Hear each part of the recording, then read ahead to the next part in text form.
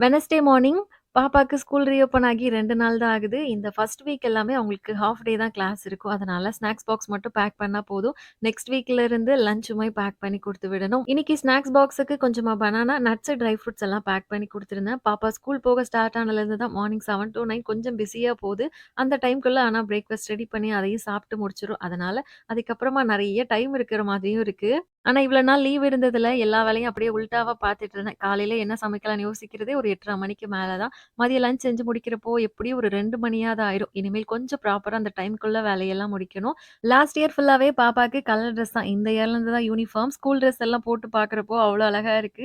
டெய்லியும் ஸ்கூல் கிளம்புறப்போ இப்பலாம் நெறைய கதை சொல்லிட்டே இருப்பா. ஏதாவது ஒண்ணு வீட்டுக்கு வந்தது என்ன கேம் எல்லாம் விளையாடணும் அந்த லிஸ்ட் ஒரு பக்கம் போட்டு வச்சிருப்பா.